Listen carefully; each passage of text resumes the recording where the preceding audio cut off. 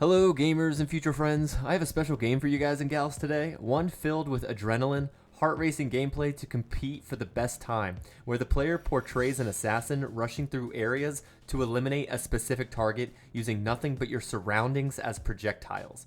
With its fast-paced gameplay, polished character movements, and the ability to grab any surrounding, leaves for one badass experience. I am talking, of course, about StopDead. I recently included StopDead on my Steam Next Fest videos. To anyone who watched it, you may recall me saying that I actually stopped playing purposely because I was loving the game so much and didn't want to spoil any more until the game was released, and I stand by that statement after buying and playing it. This action-packed first-person thrower, I guess? One thing I love about this game is they didn't take a usual approach of grabbing projectiles that would make sense, like a sword, or an explosive barrel, or a dagger, or a gun. I mean, yes, you can grab those in the game, but you know what else you can pick up? Literally anything else. You can pick up anything. Rats on the ground? Fuck it. Pick them up and throw them. Oh, that's a nice office plant over there. You can pick it up and throw it. A fucking pizza? Throw it. A beanbag chair? Throw it. Oh, what's that? There's an enemy and no items to grab? Fuck it. Punch him and use him as a projectile. There are guns, yes, you can pick them up. They consist of a pistol, submachine gun, and a sniper, but keep in mind they all have limited shots and guns are scarce. The game, for the most part, relies on objects to throw rather than guns. And what makes it even better is whenever the gun is out of ammo, just throw it at the enemy. StopDead isn't a game with a time limit, but instead a stopwatch. And this is the pinnacle of games to try to get the best time. To feel like John Wick busting through an enemy-infested area as fast as you can just felt awesome, and it definitely gives bragging rights for having the best time. There's a few bosses so far. I've beaten 3, and all were just as entertaining as the previous. The bosses aren't really the strong point. They're generally just large enemies in a center of a dome-shaped arena with various objects lying around them to use as projectiles to defeat them. I'm sure by now, though, you can see from the shown gameplay just how cool this game is.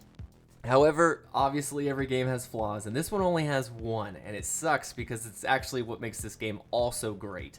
The main problem I had with this game, at first, not so much anymore, is it did get a little annoying that if you stop moving, you die. I think the developer added this feature to help with the experience they wanted to capture with this game. Some people, me included, sometimes when playing a boomer shooter, will often just stand in one spot pretty far away while picking off enemies. But this is 100% not what this game is about. The developer wants you moving, gaining skill to swerve through enemies, dodging bullets, try to capture the best gameplay possible. Maybe he assumed if too many people just stood back and threw objects from afar because the game maybe got too difficult, it could label this game as boring with bad reviews. But that's only just because they weren't playing it right. If this was the case, I actually kind of do agree with the developer's decision. The main problem with standing still is that they needed to draw a line between where you need to move and where you can stand still. Two examples of this are, one being the elevators.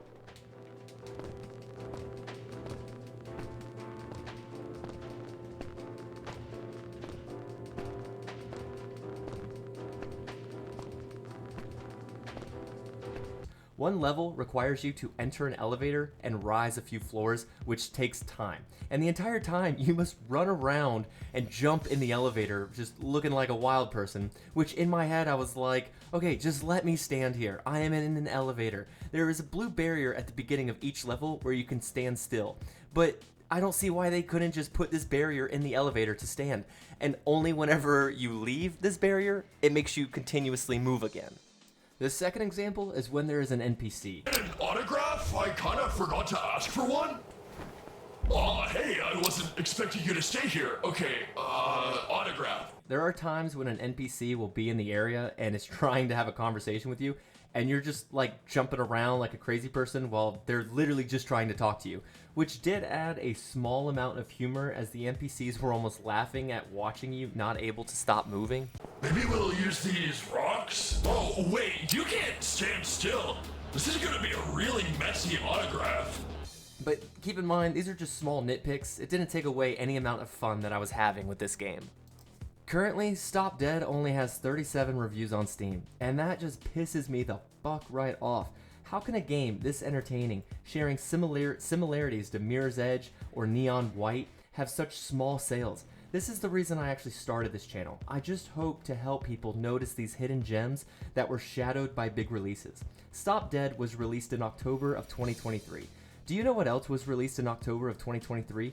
Everything else. Detective Pikachu, Forza Motorsport, Assassin's Creed Mirage, Lords of the Fallen, Sonic Superstars, Spider-Man 2, Super Mario Wonder, Alan Wake for Christ's sake.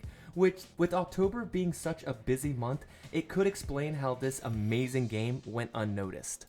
I really wish I could explain how awesome this game is when it comes to the fast-paced gameplay, but you really have to play it for yourself to see, and with a $15 price tag, that is a freaking steal. I promise you, StopDead is the game you're going to wish you had installed on your Steam Deck. I can see StopDead being one of those games that follows me. It's always installed when I'm just looking for a quick entertainment. So, in conclusion, if you're someone who is a fan of Neon White, I highly recommend picking up StopDead. It's the perfect speedrunning game, and apparently they just created their own speedrunning website that I will post in the description below. I really hope to see you all there on the leaderboards with me. And that does it here, gamers and future friends. I hope you all have a wonderful day.